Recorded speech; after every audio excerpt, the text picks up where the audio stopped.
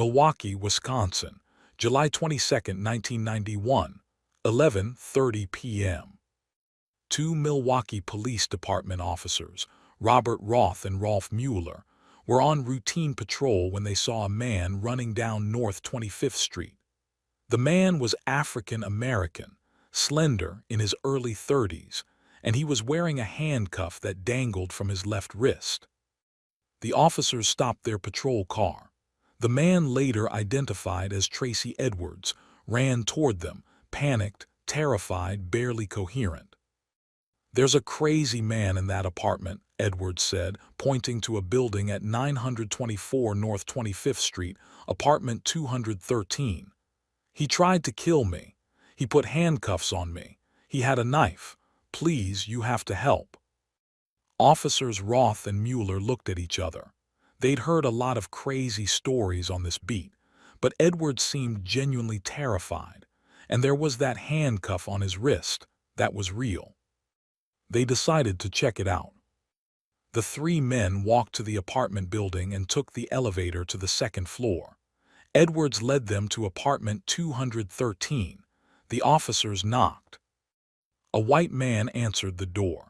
He was in his early 30s, approximately 6 feet tall, slender build, wearing glasses, clean-cut, neatly dressed in casual clothes. He seemed calm, polite, slightly confused about why police were at his door. "Good evening, officers. Can I help you?" His name was Jeffrey Lionel Dahmer, and he was one of the most prolific serial killers in American history. Officers Roth and Mueller explained that they'd received a complaint from Tracy Edwards about an incident in the apartment. Could they come in and talk? Dahmer hesitated, just for a moment, then he stepped aside and let them enter. The apartment appeared normal at first glance. Small, one-bedroom, sparsely furnished. A couch, a coffee table, some chairs. Clean, organized, nothing obviously suspicious. But there was a smell, a strange chemical smell mixed with something organic, something rotting. The officers noticed it immediately. "What's that smell?" Officer Roth asked. "Oh, I think some food went bad in the refrigerator," Dahmer said. "I've been meaning to clean it out." While Dahmer was explaining about the smell, Tracy Edwards told the officers what had happened. He'd met Dahmer at a shopping mall earlier that evening. Dahmer seemed nice, friendly. He'd invited Edwards back to his apartment to drink beer and watch videos. Edwards agreed. But once they got to the apartment, Dahmer's behavior changed. He became aggressive. He pulled out a knife. He handcuffed Edwards's wrist. He told Edwards he was going to kill him, eat his heart, photograph his body. Edwards fought back, punched Dahmer, and ran from the apartment with one handcuff still attached to his wrist. Officer Mueller asked Dahmer for the key to the handcuff. Dahmer said the key was in his bedroom. He started walking toward the bedroom, but Officer Mueller told him to stop. Mueller would get the key himself. Mueller entered the bedroom. On the nightstand next to the bed, he saw Polaroid photographs. He picked one up. It showed a male torso, headless, armless, cut open. Another photo showed a human head. Another showed a body in various stages of dismemberment. Mueller called to his partner, "Roth, you need to see this." Officer Roth looked at the photographs. His training kicked in immediately. These were crime scene photos. This was evidence of murder. "Jeffrey Dahmer, you're under arrest," Roth said, pulling out his handcuffs. Dahmer didn't resist. He didn't try to run. He simply looked at the officers and said in a quiet, calm voice, "For what I did, I should be dead." What happened next would shock the world. As more police officers and crime scene investigators arrived at apartment 213, they discovered a chamber of horrors that seemed impossible, that seemed like something from a nightmare rather than reality. In the refrigerator, the source of the smell, investigators found a human head carefully wrapped in plastic. They found human hearts in the freezer. They found severed hands. They found male genitals preserved in formaldehyde. In the bedroom closet, they found a large barrel filled with a horrific mixture, 3 human torsos dissolving in acid. Throughout the apartment they found human skulls, 7 of them carefully cleaned and preserved. Some had been painted. One had been drilled with precise holes.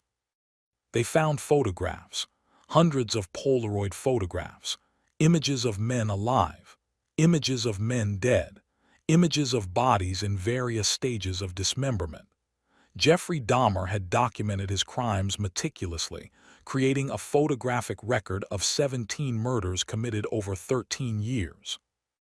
The Milwaukee Police Department called in every available detective. The FBI was notified.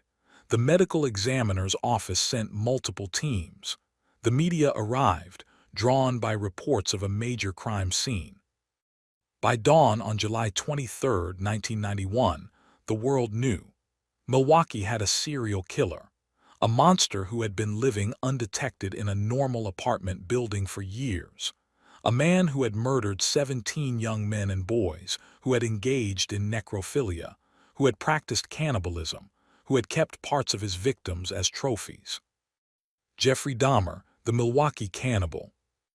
This is his story, the complete timeline of his crimes, the investigation that brought him to justice, the psychological analysis of one of history's most disturbing killers, and most importantly, the remembrance of his 17 victims, young men whose lives were stolen by a predator who wore the mask of normalcy.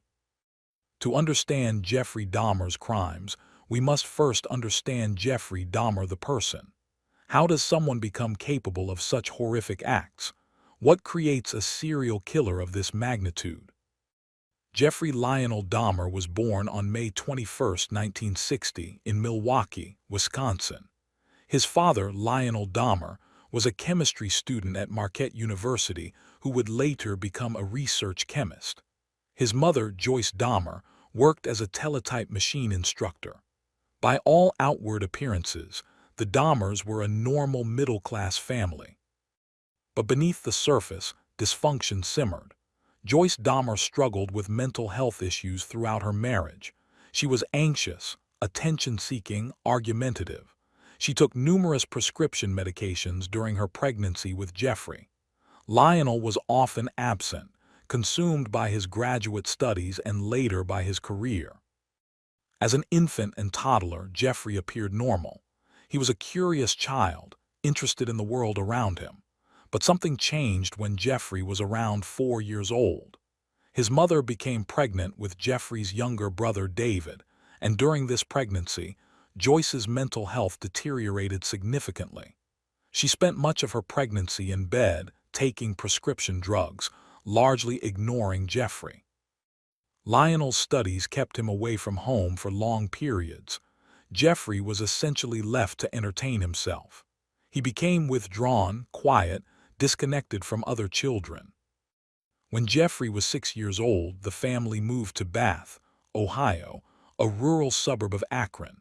It was in this house, in this town, that Jeffrey Dahmer would commit his first murder 12 years later. During his childhood and adolescence, Dahmer exhibited several warning signs that, in retrospect, seemed chillingly significant. He developed a fascination with dead animals. He would collect roadkill, possums, raccoons, dogs killed by cars, and would dissect them in a shed behind the family home. He claimed he was interested in seeing how the bodies were structured, how the bones fit together. His father, being a chemist, taught Jeffrey how to use chemicals to bleach bones, to preserve specimens. Lionel thought he was encouraging a scientific interest. He didn't realize he was teaching his son techniques that would later be used on human victims. By his early teenage years, Dahmer was experiencing violent sexual fantasies. He became fixated on the idea of having complete control over another person. He fantasized about rendering someone unconscious and using their body for sexual gratification. These weren't passing thoughts.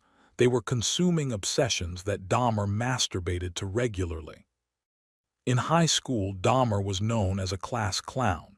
He would stage elaborate pranks, fake seizures, act bizarrely to get attention. His classmates nicknamed these performances "doing a Dahmer." On the surface, it seemed like typical teenage behavior, but in reality, Dahmer was deeply troubled, increasingly isolated, drinking heavily, planning his first murder. In June 1978, just weeks after graduating from high school, 18-year-old Jeffrey Dahmer committed his first murder. The victim was Stephen Mark Hicks, also 18 years old. Hicks had just graduated from Coventry High School in Akron, Ohio. He was hitchhiking to a rock concert when Dahmer picked him up.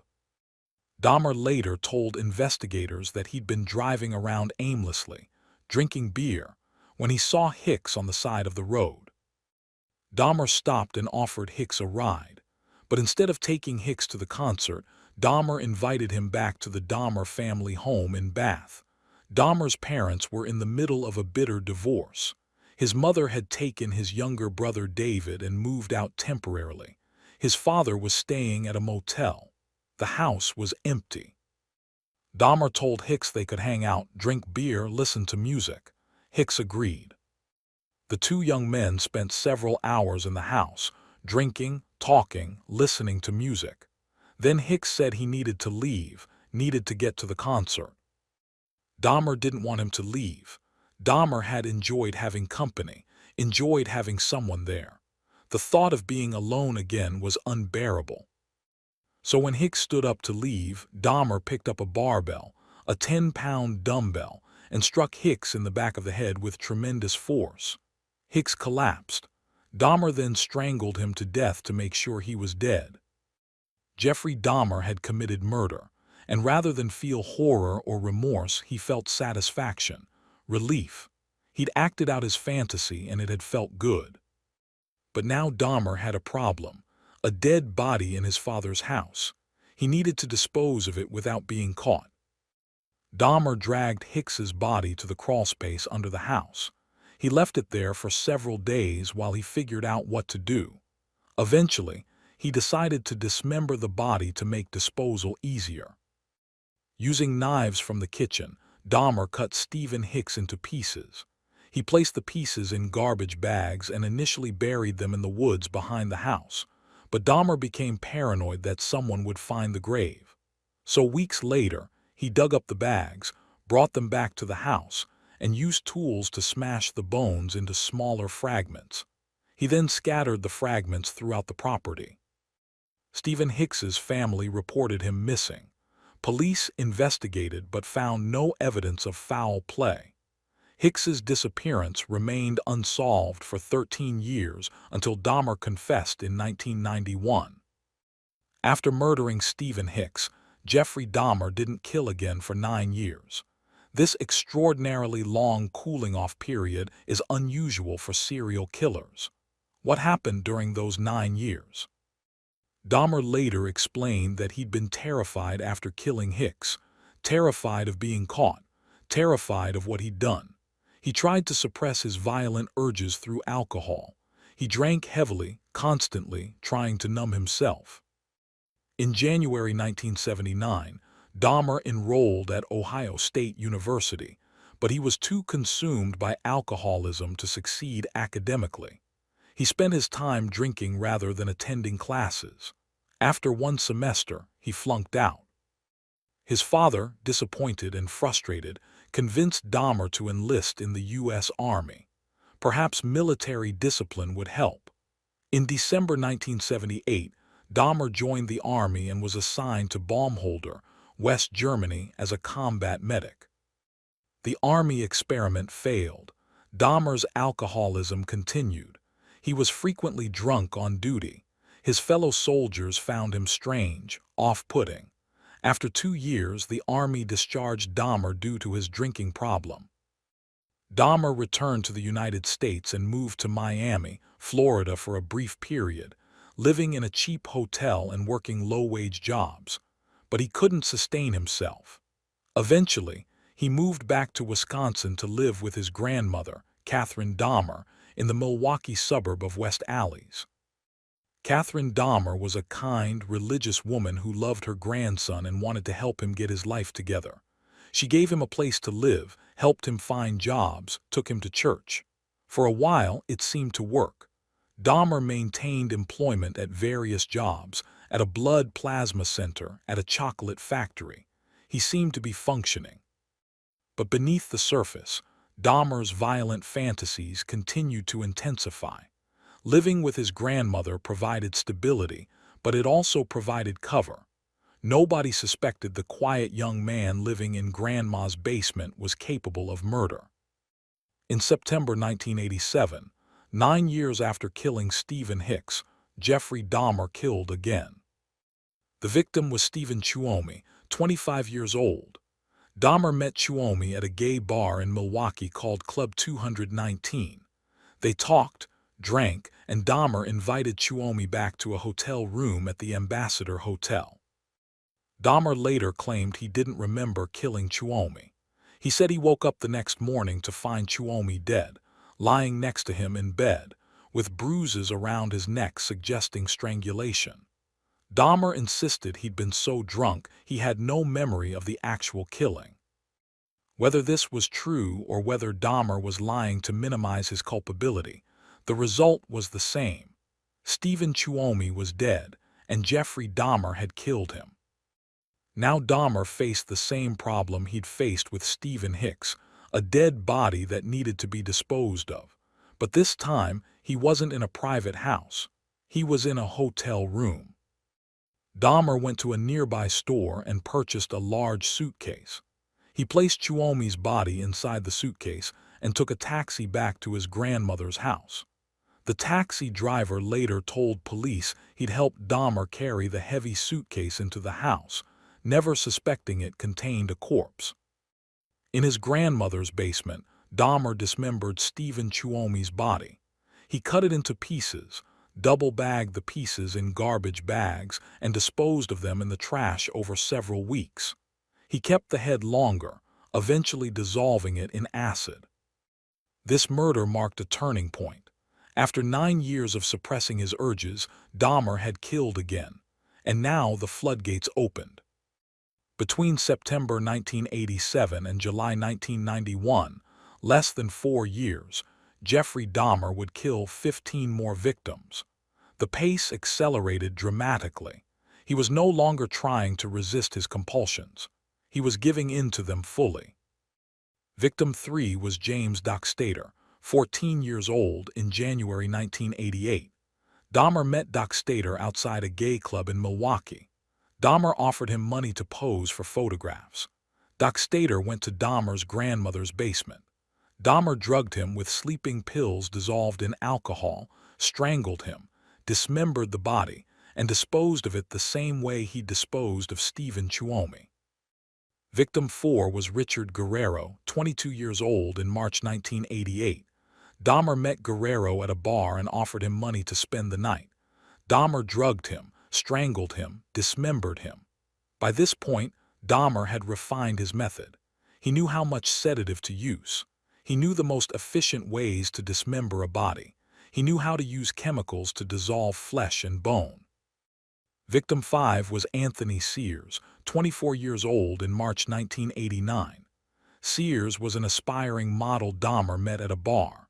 With this victim, Dahmer did something new. He kept the skull. He boiled the flesh off Sears's head, painted the skull gray to make it look like a plaster model, and kept it in his bedroom as a trophy. He also kept Sears's genitals preserved in a jar. Dahmer's grandmother, Catherine, began to notice disturbing things. She smelled horrible odors coming from the basement. She found strange stains. She confronted Dahmer about bringing men to her house late at night. Eventually, she told Dahmer he needed to move out. In September 1988, before Dahmer moved out, police arrested him for sexual assault. He'd lured a 13-year-old Laotian boy named Konrak Sinthasamphone to his grandmother's house, drugged him, and molested him. The boy escaped and told his parents, who called police. Dahmer was charged with second-degree sexual assault and enticing a child for immoral purposes. He was convicted and sentenced to 1 year in a work release program plus 5 years of probation. He was required to register as a sex offender. This should have been a moment when the criminal justice system stopped Jeffrey Dahmer before he killed more people. He was a convicted sex offender on probation with a history of bringing men to his residence. His probation officer should have been monitoring him closely, checking his apartment, ensuring he was complying with the terms of his probation. But the system failed. Dahmer's probation officer rarely visited his apartment. Dahmer was allowed to live unsupervised in his own apartment despite being a registered sex offender. And just 2 months after being released from jail, Dahmer killed again. Victim 6 was Raymond Smith, also known as Ricky Beeks, 32 years old in May 1990. Dahmer offered Smith $50 for sex. They went to Dahmer's new apartment at 924 North 25th Street. Dahmer drugged Smith, strangled him, had sex with the corpse, dismembered the body, and kept the skull. From this point forward, Dahmer's pattern was consistent. He would meet young men at gay bars, bus stations, or shopping centers. He would offer them money for sex, for posing for photographs, or simply for hanging out. He would bring them to his apartment. He would drug them with sleeping pills dissolved in alcohol. Once they were unconscious, he would strangle them or otherwise kill them. He would engage in sexual acts with the bodies. He would photograph the bodies in various poses. He would dismember the bodies. And he would keep parts, skulls, organs, sometimes entire skeletons, as trophies. Victim 7 was Edward Smith, 28 years old, in June 1990. Victim 8 was Ernest Miller, 22 years old, in September 1990. With Miller, Dahmer experimented with keeping more than just the skull. He kept Miller's biceps, thighs, and heart, which he froze with the intention of eating later. He later admitted to actually consuming parts of Miller's body. Victim 9 was David Thomas, 23 years old, in September 1990. Victim 10 was Curtis Straughter, 18 years old, in February 1991. Victim 11 was Errol Lindsay, 19 years old, in April 1991. Victim 12 was Anthony Hughes, 31 years old, in May 1991. Hughes was deaf and mute, communicating through sign language. Dahmer lured him to the apartment with the promise of money for posing for photographs. Then came Victim 13, and the incident that would become the most controversial, most heartbreaking aspect of the Jeffrey Dahmer case. On May 26, 1991, Dahmer encountered Konrak Synthesamphone, 14 years old, at a shopping mall. Konrak was the younger brother of the boy Dahmer had molested in 1988, the crime for which Dahmer had been convicted and was still on probation. Dahmer lured Konrak back to his apartment with the usual promise of money for photographs. He drugged Konrak with sleeping pills. But while Dahmer was out buying more beer, Konrak regained partial consciousness and escaped from the apartment. 3 young women found Konrak on the street, naked, bleeding from his rectum, unable to speak coherently, clearly drugged or injured. The women called 911. Milwaukee police officers John Balserzak and Joseph Gabrish responded to the call. They found Konrak on the sidewalk, the 3 women trying to help him. The women told the officers that Konrak had escaped from a nearby apartment and that something terrible had happened to him. Jeffrey Dahmer arrived at the scene. He was calm, polite, articulate. He told the officers that Konrak was his 19-year-old boyfriend, that they'd had an argument after drinking, that Konrak had wandered outside in a confused state but was fine. The 3 women insisted something was wrong. They pointed out that Konrak was clearly a child, not 19. They said he needed to go to the hospital. But the officers believed Dahmer. They escorted Dahmer and Konrak back to Dahmer's apartment. Inside the apartment, the same apartment where body parts were stored in the refrigerator, where skulls were hidden in closets, where photographs of dismembered bodies were lying in plain sight, the officers did a cursory check and determined that this was simply a domestic dispute between two adult men. They returned Konrak to Jeffrey Dahmer's custody and left. Within minutes of the officers leaving, Dahmer strangled Konrak Synthesamphone to death. He then dismembered the body and kept the skull as a trophy. Later, recordings of the officers' police radio communications were released. In one recording, the officers can be heard joking and laughing about the incident, using homophobic slurs, making light of what they just witnessed. If those officers had done their job, if they had checked Dahmer's criminal record and seen he was a convicted sex offender on probation, if they had looked more carefully around the apartment, if they had taken Konrak to the hospital as the three women had begged them to do, Konrak Synthesamphone would have lived, and the 5 young men Dahmer killed after Konrak would have lived too. The officers' failure to protect Konrak became a symbol of systemic racism and homophobia in law enforcement. Konrak was a young Asian boy. The 3 women who tried to help him were African American. If Konrak had been a white teenager and if those women had been white, would the officers have responded differently? Many in Milwaukee's communities of color believed they would have. After Konrak's murder, Dahmer killed 4 more victims in rapid succession. Victim 14 was Matt Turner, 20 years old, in June 1991. Victim 15 was Jeremiah Weinberger, 23 years old, in July 1991. Victim 16 was Oliver Lacey, 24 years old, in July 1991. Victim 17 was Joseph Braidhoft, 25 years old, in July 1991, just 3 days before Dahmer's arrest. By this point, Dahmer's apartment had become a charnel house. He had so many bodies and body parts that he was running out of space to store them. He kept 3 torsos dissolving in a barrel of acid. He had skulls stacked in his closet. He had body parts in his refrigerator and freezer. He had become increasingly disorganized, increasingly reckless. And then on July 22, 1991, he made his fatal mistake. He encountered Tracy Edwards at a shopping mall, invited him to the apartment, handcuffed him, threatened him with a knife. But Edwards fought back, punched Dahmer, and escaped. And Edwards flagged down the police officers who would finally end Jeffrey Dahmer's killing spree. Jeffrey Dahmer's arrest was just the beginning of a legal and psychological odyssey that would captivate the nation. Initially, Dahmer was charged with 15 counts of first-degree murder.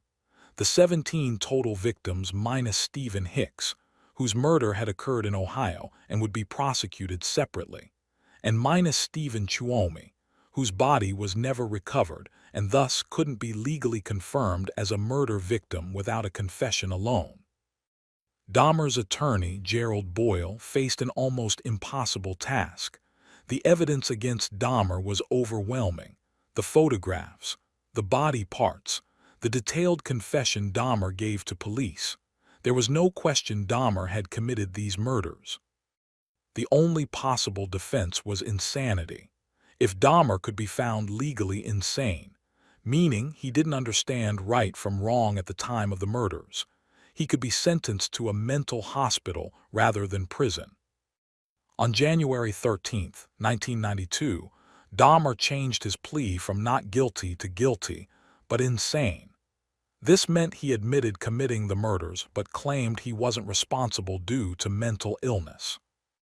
The trial began on January 30, 1992, in Milwaukee County Circuit Court, Judge Lawrence Graham presiding. The trial wasn't about whether Dahmer committed the murders. He'd already pleaded guilty. The trial was only about whether he was sane or insane when he committed them.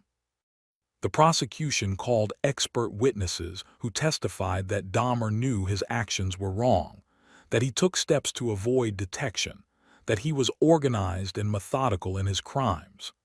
These factors indicated he understood the wrongfulness of his actions and thus was legally sane. The defense called expert witnesses who testified that Dahmer suffered from severe mental illness, including necrophilia, a compulsion to have sex with dead bodies, and other paraphilias. They argued that Dahmer's compulsions were so overwhelming that he lacked substantial capacity to conform his conduct to the law. The prosecution countered that having a mental illness doesn't automatically mean someone is legally insane. Many people with mental illnesses understand right from wrong and can control their behavior. The question was whether Dahmer specifically understood his actions were wrong and could have chosen not to commit them. To answer this question, the jury heard from Jeffrey Dahmer himself. Dahmer testified for several hours, describing his crimes in disturbing detail. He explained his fantasies, his methods, his reasoning. He showed no emotion during his testimony. No tears, no anger, just a flat, matter-of-fact recitation of unspeakable acts. When asked if he knew his actions were wrong, Dahmer said yes. He knew murder was wrong. He knew it was illegal. He knew he would be punished if caught. That's why he took elaborate precautions to avoid detection. This testimony was devastating to the insanity defense. Dahmer had essentially testified that he was legally sane. The families of the victims attended the trial. They sat in the courtroom day after day, forced to hear detailed descriptions of how their loved ones had died. Some wept. Some showed no emotion, too numb from years of not knowing what had happened to their sons and brothers. Rita Isbell, the sister of victim Errol Lindsay, gave a victim impact statement that became one of the most powerful moments of the trial. She screamed at Dahmer, sobbing, telling him how he destroyed her family, how she hoped he would burn in hell. Dahmer sat motionless, showing no reaction. After 2 weeks of testimony, the case went to the jury. They deliberated for 5 hours. On February 15, 1992, the jury returned their verdict. Jeffrey Dahmer was legally sane when he committed the murders. He was guilty. He was responsible for his actions. Judge Graham sentenced Dahmer to 15 consecutive life sentences, 15 life terms plus 70 years. In Wisconsin, which has no death penalty, this was the harshest sentence possible. Dahmer would spend the rest of his life in prison with no possibility of parole. In May 1992, Dahmer was tried separately in Ohio for the murder of Stephen Hicks. He pleaded guilty and received a 16th life sentence. Jeffrey Dahmer was sent to the Columbia Correctional Institution in Portage, Wisconsin, to begin serving his sentences. Initially, Dahmer was placed in solitary confinement for his own protection. Prison officials knew that inmates often target child killers and sex offenders for violence. Dahmer had killed minors. He was a convicted child molester. He would be a target. But Dahmer requested to be moved into the general prison population. He told prison officials he wanted to pay his debt to society, that isolating himself wasn't appropriate.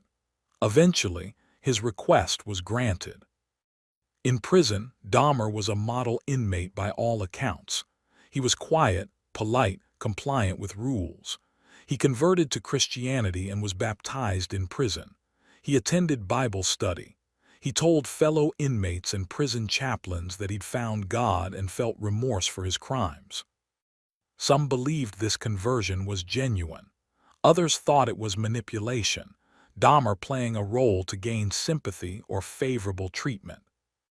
On the morning of November 28, 1994, less than 3 years after his arrest, Jeffrey Dahmer was assigned to a work detail in the prison gym along with 2 other inmates. Jesse Anderson, who was serving a life sentence for murdering his wife, and Christopher Scarver, who was serving a life sentence for murder. The 3 inmates were briefly left unsupervised by guards while they cleaned the bathroom adjacent to the gym.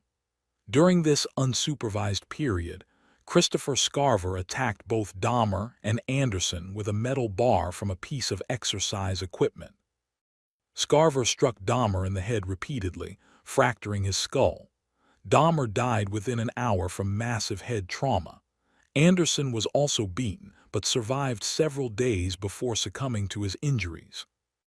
Scarver later claimed that Dahmer had been taunting him and other inmates by fashioning his food into grotesque shapes resembling severed limbs and dousing them with ketchup to simulate blood. Scarver said he'd been disgusted by Dahmer's behavior and had decided to kill him. Others suggested Scarver had been encouraged by prison guards who wanted Dahmer dead, but couldn't kill him themselves. Investigations found some evidence of guards deliberately leaving Scarver alone with Dahmer, though nothing was ever proven conclusively. Jeffrey Dahmer was 44 years old when he died. He'd spent 13 years killing 17 young men. He'd spent less than 3 years in prison paying for those crimes. The families of his victims had mixed reactions to news of his death. Some were glad he was dead. Some felt robbed of the justice of seeing him serve a full life sentence. One of the most important questions about Jeffrey Dahmer is why he committed such horrific crimes. What makes someone capable of murder, necrophilia, cannibalism, and the desecration of human remains? Mental health professionals who examined Dahmer diagnosed him with multiple conditions. He had borderline personality disorder, characterized by unstable relationships and identity disturbance. He had schizotypal personality disorder, characterized by odd thinking and behavior. He had a severe alcohol use disorder. He had necrophilia, a sexual attraction to corpses. He had other paraphilias involving dominance and control. But having these diagnoses doesn't explain the crimes. Many people have personality disorders and paraphilias and never hurt anyone. What made Dahmer different? Dr. Judith Becker, one of the psychologists who evaluated Dahmer, concluded that his crimes stemmed from a desperate need to prevent abandonment. Dahmer was terrified of being alone.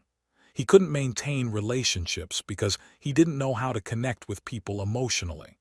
So he created relationships with people he'd killed and dismembered, permanent companions who could never leave him.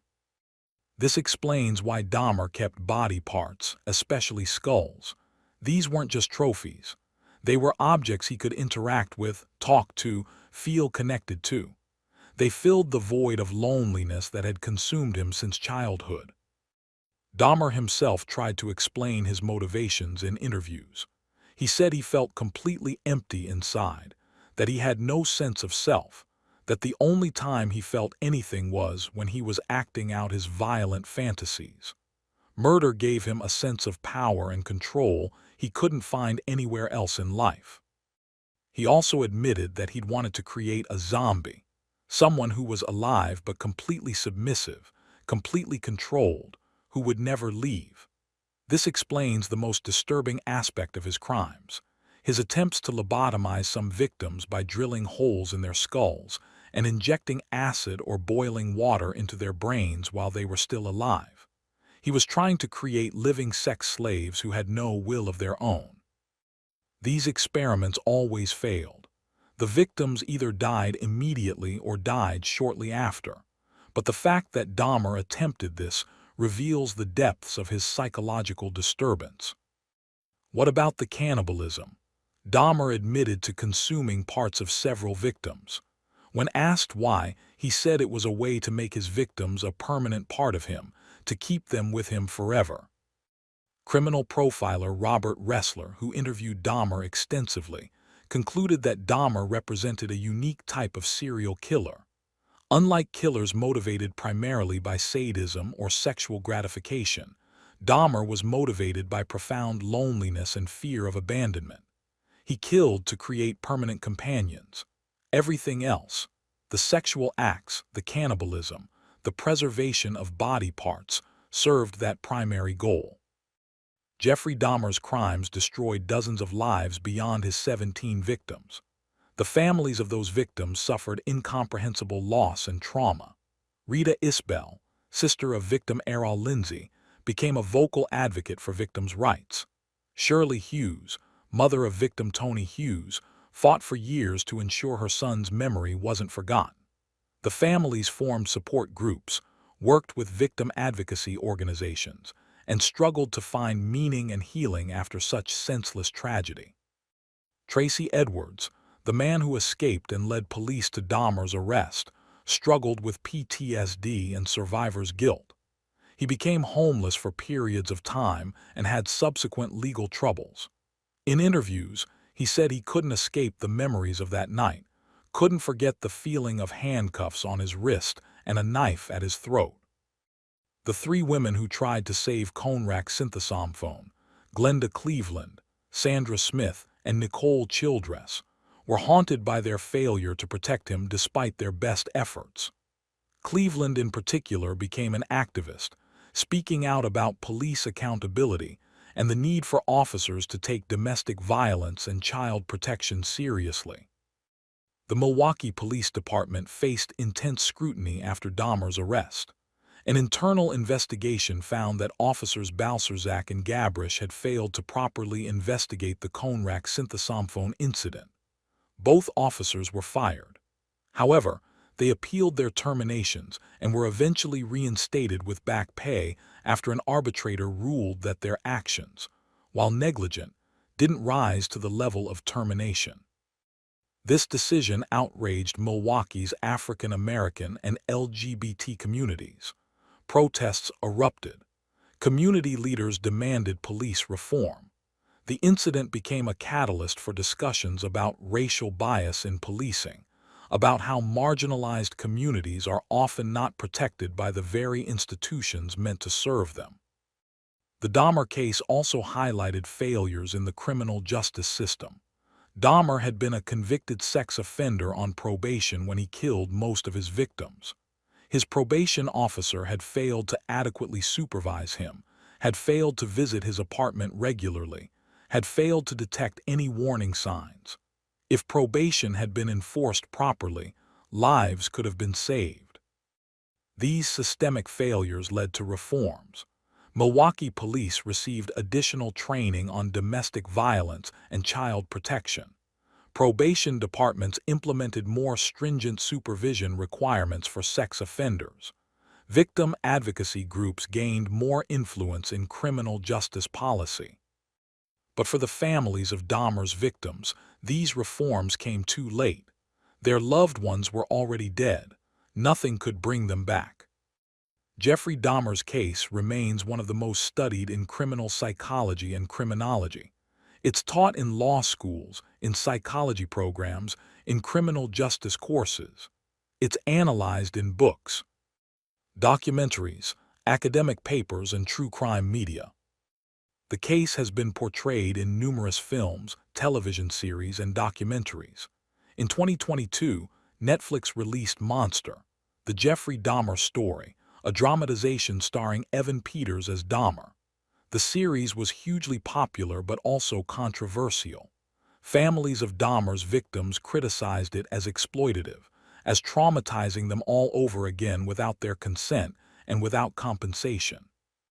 This raises important ethical questions about true crime media. When does public interest in understanding criminal psychology cross the line into exploitation of victims?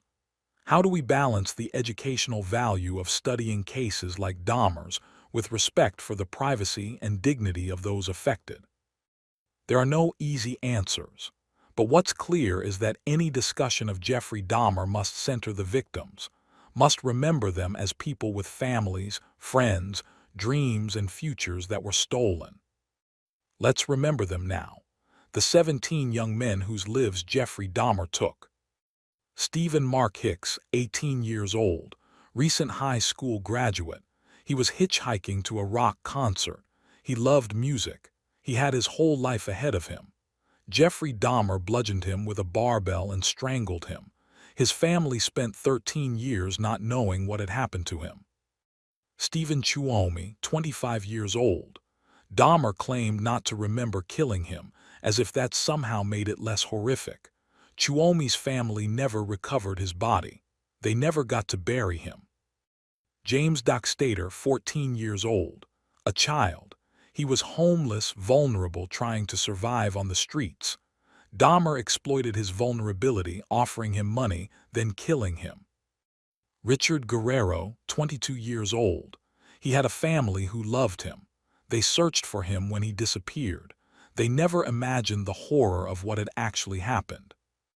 Anthony Sears, 24 years old, aspiring model, handsome, charismatic.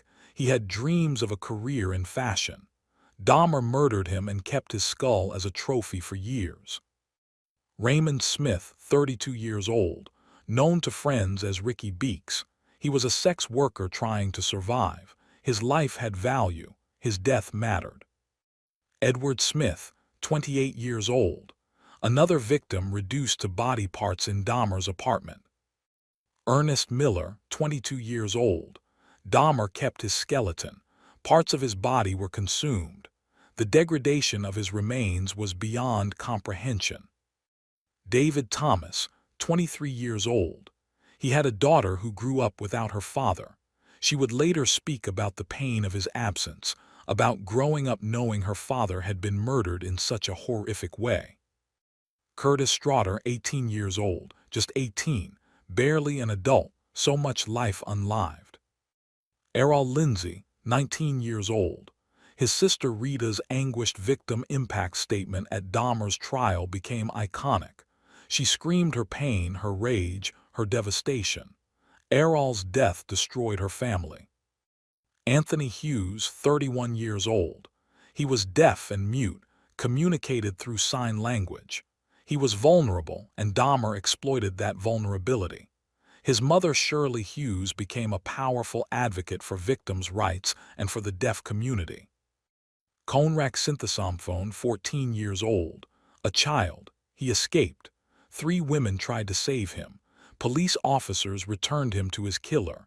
If those officers had done their job, Konrak would be alive. The 5 young men murdered after him would be alive. The failure to save Konrak haunts everyone who knew about the case. Matt Turner, 20 years old, so young, his life was just beginning. Jeremiah Weinberger, 23 years old. He worked at a video store. He was meticulous about his appearance, loved art. Friends described him as kind, thoughtful. He didn't deserve to die. Oliver Lacey, 24 years old. His family searched desperately for him when he disappeared. They never imagined he was in Dahmer's apartment, dismembered, his heart in the freezer. Joseph Braidhoft, 25 years old, father of 3 children. He was the last victim, murdered just 3 days before Dahmer's arrest. If Dahmer had been caught even 1 week earlier, Joseph would still be alive. 17 young men, 17 families destroyed, countless others traumatized, all because one man, Jeffrey Dahmer, acted on his violent fantasies without regard for human life or human dignity. Jeffrey Dahmer has been dead for over 30 years, but the impact of his crimes continues. The families of his victims still grieve. The communities he terrorized still remember. The failures of the criminal justice system that allowed him to kill for so long still resonate.